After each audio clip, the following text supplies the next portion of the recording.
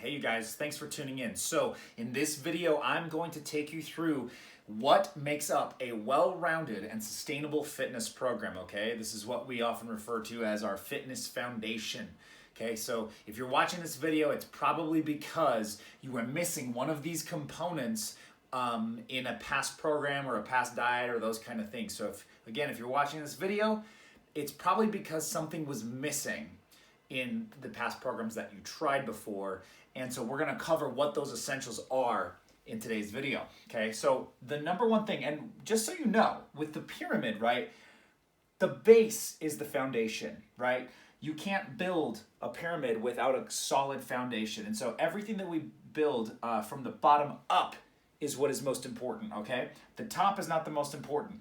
It's starting from the bottom, okay? So I'm gonna label this foundation, okay? Actually, we're gonna label this our fitness foundation, okay? So, again, most important is down here, okay? Working upwards, least important. What do you think the number one thing is that is most important? Probably a lot of people are saying a lot of different things, and I'm gonna tell you, and it might actually be different than what you're used to hearing, but I'm gonna say a resistance training, resistance and mobility training program, okay? Resistance and mobility training. Now, a lot of people will be like, well, no, wait, Taylor, nutrition is the most important thing, isn't it? Well, tell me this. Have you gone on diets before where you weren't exercising and you only ate a specific way? And how did that work out? You probably saw some results, but you probably ended up plateauing and or losing muscle mass or feeling weaker or putting the weight back on later because your metabolism slowed down. So no, nutrition is not actually the number one important thing. There actually isn't one important component. You can see that there are multiple here, and any one of these things that's missing, it could be negatively impacting your program. But when we look at research, people who engage in resistance training and mobility training consistently long-term, even if their diet isn't the best, they will see better metabolic health over time, prevention of type 2 diabetes, prevention of developing arthritis, cardiovascular disease, a lot of things. And yes, we'll talk about cardio as well, but this is gonna be your foundation, because if you don't have mobility and you can't take resistance on your joints and ligaments and muscles, your body, you won't be able to burn calories, you won't be able to run, you'll have inflammation and a lot of different things, okay? So this is actually our foundation, is resistance and mobility training. Now, how often should you be doing that? 3 to 6 days a week, okay? If you can do 7, you don't have to have an off day. You just have to know how to program your program for 7 days a week. And what we found, though, is, again, sustainable is the key word here, right? Long-term sustainable for the rest of your life. We find that people are willing to commit to 3 to 6. Usually it's 3 to 5, but I like to do 6 workouts a week. So that's what's going to be long-term sustainable, doing resistance and mobility training in the right ways, okay? What do you think number 2 is? Because you probably said it for number 1, which is nutrition. But I'm going to put here sustainable nutrition, okay? There's a reason why I put that word in. This doesn't mean crash and fad diets. This doesn't mean keto. It basically, insert any diet into here that you want. It doesn't mean that. I'm talking about sustainable nutrition. What can you do with food for the rest of your life? Now, if you can maintain keto for the rest of your life, great. Then that can be in your program. It's unlikely, though. That is a very hard diet to follow, and though it does elicit results and there's good research to support it, it's just not sustainable. Some people, intermittent fasting is sustainable.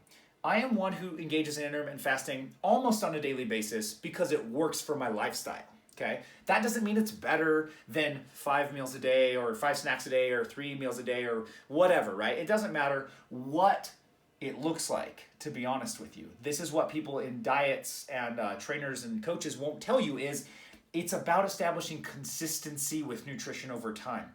Many diets will work. Paleo works, keto has worked for me, intermittent fasting has worked, 5 snacks a day, 3 meals a day, time restricted eating, all of these things work. But what will work for you long term is what we have to help you figure out, okay? So for me, intermittent fasting and 3 square meals a day with 1 snack, those 2 protocols worked really well for me, okay?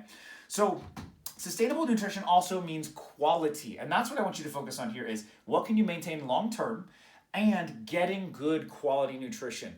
Nutrition that looks like it looks in nature, okay? That means single ingredient foods that are plant or animal based.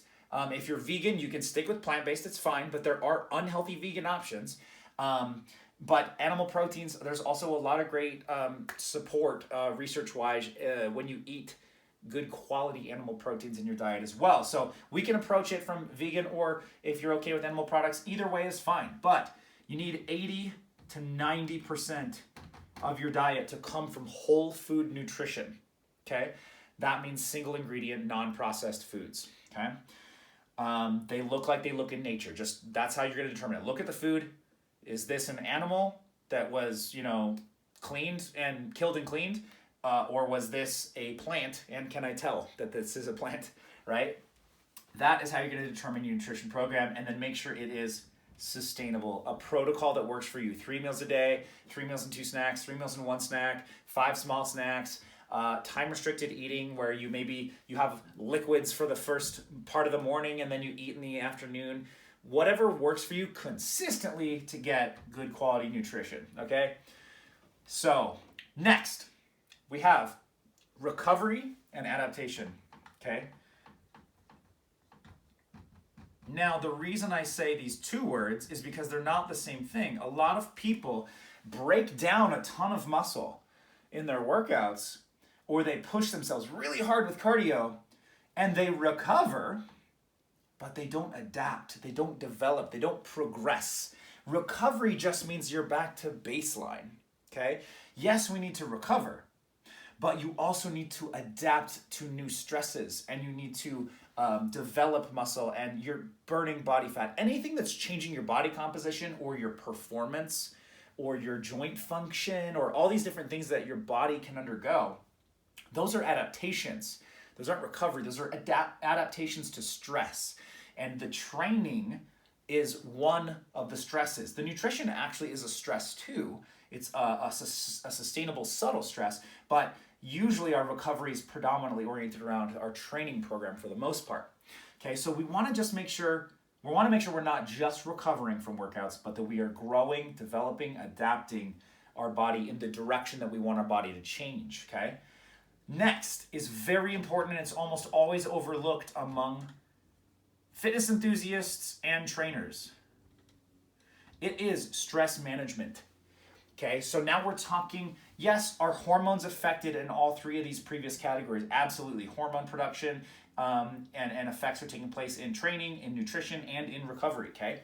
But stress management, chronic stress specifically, mental, psychological stress, not just physical stress management. It's actually really easy. If you get recovery and adaptation established, it's really easy for physical stress to be managed very easily from nutrition and training. But it's the chronic stress, it's the psychological stress, it's the chronic dieting that you've been doing, eating 800 calories a day, it's the really challenging job that you have, it's the overworking of hours and undersleeping. How are you going to manage stress day to day, okay? Oh, and one thing with actually recovery and adaptation that I forgot is we want to get 7 to 9 hours of sleep per night. That's going to be a huge way that we're going to, one, manage stress, but also recover and adapt, okay? If you're getting less than 7 hours of sleep a night chronically, this could be holding you back from your fat loss goals or your muscle development goals. There's plenty of other tools that go into recovery and stress adaptation, but we're going to stick with, if you're getting 7 to 9 hours of sleep, 80-90% of your stress, of your recovery and adaptation is taking place. Then we can fill in the gaps with some other things. But stress management, how can we quantify this? I like to use, quantification and metrics and things like that. So with stress management, I recommend using a 0 to 10 scale. 0 meaning that you have no stress at all. Like you don't have any perceived stress that you're dealing with. Life is perfect, okay? And a 10 is you borderline want to kill yourself, or you need to be, admitted or seen by a doctor or a psychologist or something like that, okay? So if you're going through something at that high of a level, please turn this video off and contact a professional, okay? But with stress management, what I found is clients who are most successful tend to have obviously lower stress levels, okay? But let's make it a goal of, if it's a scale out of 0 to 10, okay, that you are less than a 5 out of 10, okay? So you're a 0 to a 5 on stress management, meaning I have moderate to low stress that I feel like I'm in control of and I can manage. And yeah, my job's a little stressful, or like, I might one day a week I underslept, or, I've had some relationship struggles or whatever, but everything's really manageable, okay? And I'm not experiencing psychological stress, chronic anxiety, those kind of things, okay? Because what happens with this is it produces high stress hormones. In the short term, they're called catecholamines, and in the long term, you get cortisol releasing. And if you have chronically high stress hormones, it degrades muscle, and it stores fat, and it slows metabolism, and it makes it really hard to lose body fat or build muscle mass. Or increase performance if your goal is not just body composition oriented, okay? And so we need to get stress under control, because hormones are one of the main governing things of our entire body it doesn't matter if we're training properly, eating decent, and recovering okay. If we are experiencing extreme levels of chronic stress, our hormones are going to be off in a way that can limit your ability to reach your optimal goal, all right? So let's look at stress management techniques. That can look like anything. I mean, massage, stretching, meditation, breathing practices, taking a bubble bath, an Epsom salt bath, a massage gun, lots of different things, okay? But just for you, yourself, get your stress levels 5 or less on a scale of 1 to 10, okay? Then, finally, you're probably like, where is it? And you probably know what this one is. This is now what we're going to talk about, which is cardio, all right? Now, aerobic training or cardiovascular training, endurance training, this is an essential component of a fitness program, okay? Like, it's not that you only need to do weight training and no cardio, right? However, when we do compare research, as you've probably seen in other videos, when you do resistance training only versus cardio, you do see longer term, more sustainable, more manageable health benefits, and you have a healthier metabolism overall. Though it does take a little bit more time to see body composition change, like muscle growth and fat loss, okay? Now, when you do exclusively cardio only, yeah, you're gonna lose weight faster, but what's gonna happen is those results are gonna stop really quickly. You're gonna plateau very quickly. Your body adapts to cardio very easily, and you're gonna lose muscle mass as part of your weight loss, unfortunately, if you're only doing cardio. So, cardio is an amazing tool that we should use in sparingly, basically, okay? The bulk of your training should be a mobility and resistance training program, and then we will sprinkle in some cardio when appropriate. Now, how much cardio is okay? We'll give you a couple rules here. And this is for, by the way, body composition and general metabolic health and day-to-day life performance, as the goal, okay? If you're trying to be an endurance athlete, clearly your program will look different, okay? But that's a performance goal specifically, not a body composition goal. And 90% of you watching this video probably are body composition goals.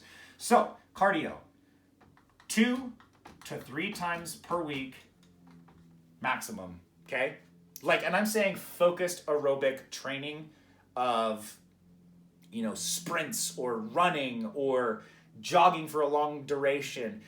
This doesn't include walking, okay? Walking is generalized physical activity, all right? Walking is not cardio, though it does burn some calories and slightly elevate your heart rate, okay? But I'm talking programmed exercise cardio, interval training or low intensity steady state cardio, okay? So 2 to 3 times per week, okay? If you're doing interval training, you're gonna limit it to no more than 20 minutes, okay? Interval training means you spike your heart rate up really intense and then you recover. If you're doing longer, low intensity endurance cardio, that's fine. You could probably go upwards of 60 minutes, okay? But what you'll notice is if you're working out with us, our programs typically build in aerobic conditioning through interval training and circuit training in your resistance training program. So a lot of you can actually eliminate any specific cardio-specific training that you're doing outside of your program. So really, this is optional based off how we program, but it does need to be a component that's included. just know that this is the least important thing, okay? Again, fitness foundation down here, it tapers to least important. We need our foundation to be these main components and to become a little less important as you go up the pyramid, all right? So just to review, fitness foundation, you need a mobility and resistance training program 3 to 6 times a week, okay? You need 80 to 90% of your diet coming from healthy whole food sources in a sustainable way that you can maintain long-term for the rest of your life. You need to get 7 to 9 hours of sleep and engage in activities that help you adapt to your training stresses as well as recover. And then you need to manage stress by keeping it to be a 0 through 5 on a 1 to 10 scale. And then if your resistance training program doesn't already include cardio built into it, maybe 2 to 3 moderate cardio sessions per week. This is science-based, and this is what is going to work for you long-term for long-term sustainable results. This is how our programs are designed, and so I know you're going to see success with us if you're choosing to work with us. If you happen to be watching this video and you're not a client already, let me know, and I can explain some more of this stuff to you. Leave your comments and questions below if you're interested in our program. But if you're already part of the program, this is what's going to help you get those long-term results that you want, whether it's fat loss, whether it's muscle development, whether it's increasing performance, or just living a generally healthier lifestyle and aging well, okay? Better quality of life. This is the ticket, okay? So I thank you guys a lot for tuning in. I know this video is a little bit longer, but it's very important, and if you have questions about it, let me know. I'm happy to answer them. This is going to be the golden ticket, okay? See you guys in the next video. Bye.